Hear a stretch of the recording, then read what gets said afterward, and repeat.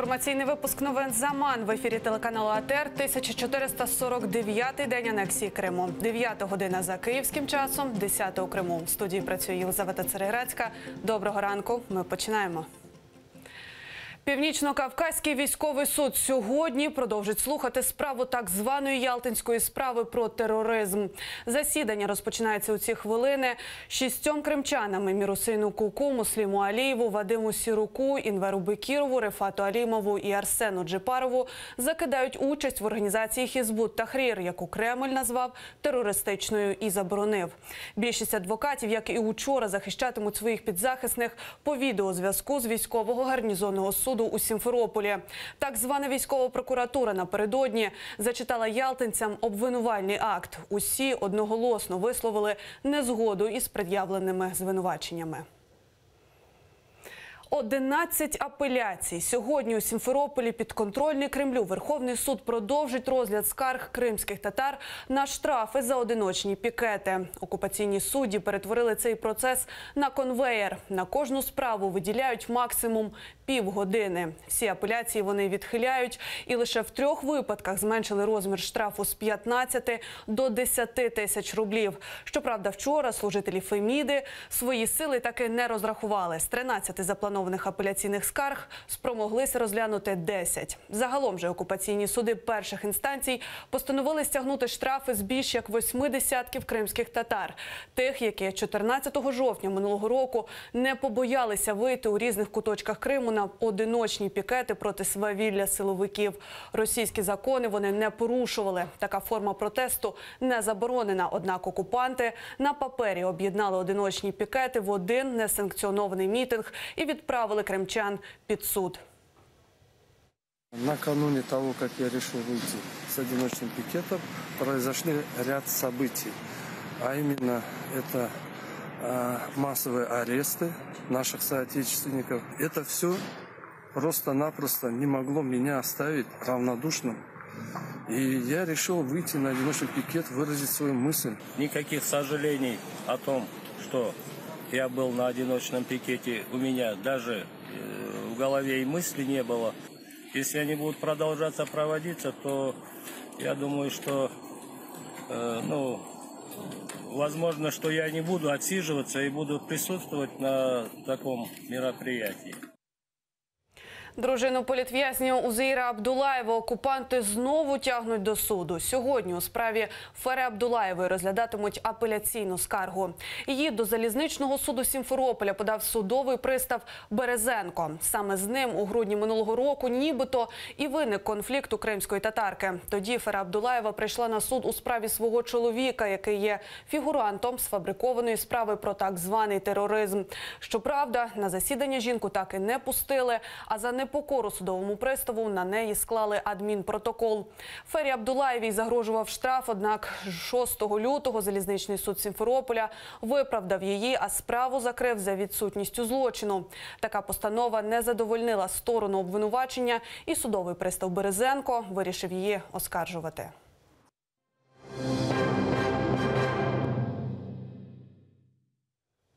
Порушення прав людини у Криму триває. Зазнають утисків першими кримські татари. Про це свідчить статистика, яку напередодні опублікував Кримсько-татарський ресурсний центр. Лише за січень 2018 року силовики провели 9 обшуків в будинках кримських татар, 5 незаконних затримань, 4 з них стосувалися кримських татар, як і 6 допитів з 7 проведених. Не обійшлося без арештів 3 із загратованих кримські татари.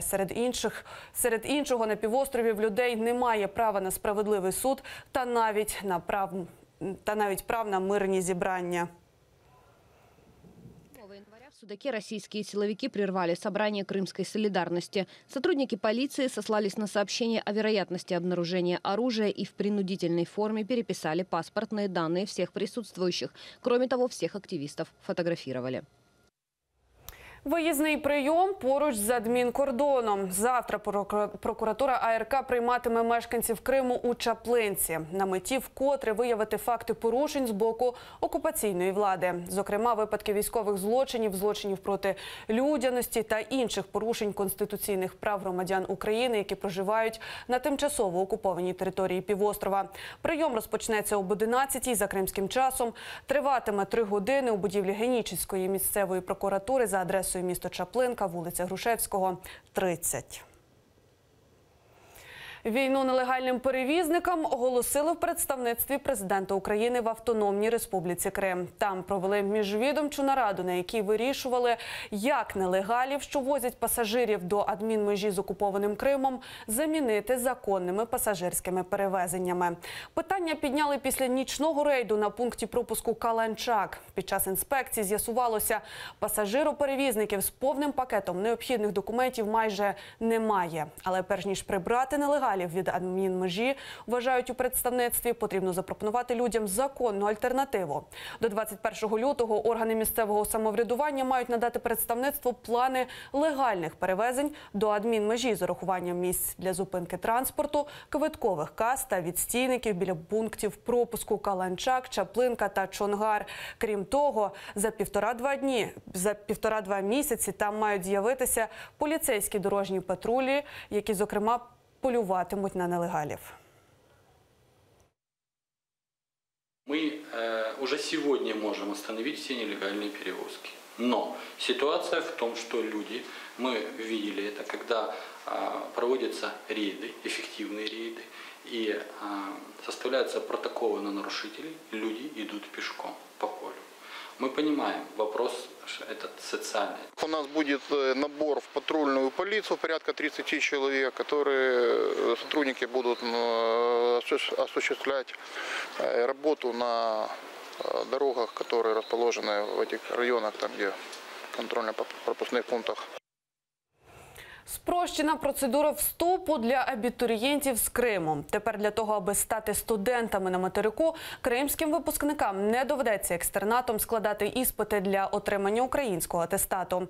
Не потрібно буде їм проходити і ЗНО. Міносвіти України створить освітні центри у 35 вищих навчальних закладах, в яких юні кримчани зможуть влітку пройти 3-місячні курси і отримати український документ про середню освіту. А для вступу до обраного вишу замість ЗНО кримські абітурієнти складатимуть 3 іспити.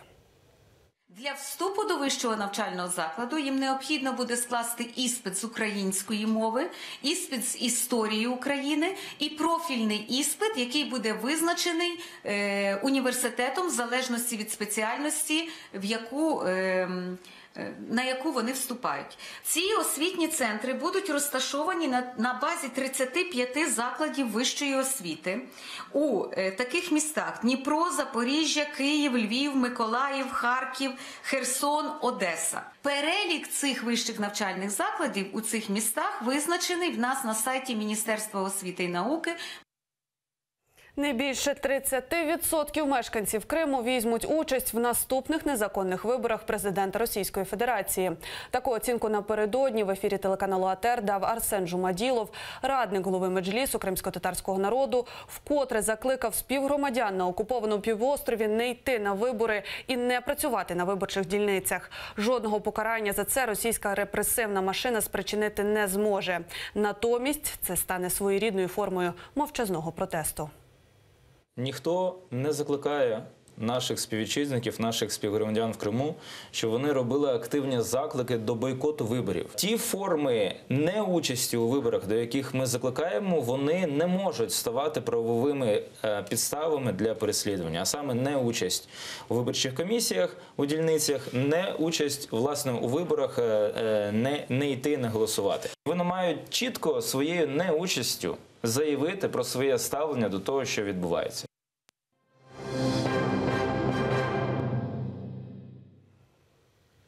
Траса Таврида, яку будують через весь Кримський півострів, руйнує його красу та незабутні ландшафти. І головне, може безповоротно знищити екологію краю. Про це на сполох б'ють місцеві екологи. Окрім того, що зникне багато гір, вирублять ліс, знищать унікальні пейзажі, захисники природи прогнозують гірші наслідки. Задля будівництва траси у Криму працює зо 3 сотні гранітних кар'єрів, бо з материка возити щебінь невигідно. Нові кар'єри змінять розу вітрів, порушать сейсмічну стійкість гірської частини півострова та змінять напрямок ґрунтових вод. А це може мати катастрофічні наслідки. Нарушится нормальное расположение водных пластов, подземных водных пластов, я имею в виду. Во-вторых, будет усиливаться эрозия на местах разработки карьеров. В-третьих, естественно, это будет уничтожать естественное ландшафтная ценность будет уничтожена крымская. Наразі це все. Продовжує ефір телеканалу АТR програма «Саба» з Олександрою Сінько. А колектив телеканалу АТR робить усе, аби останні новини ви дізнавалися першими. Тож будьте з нами.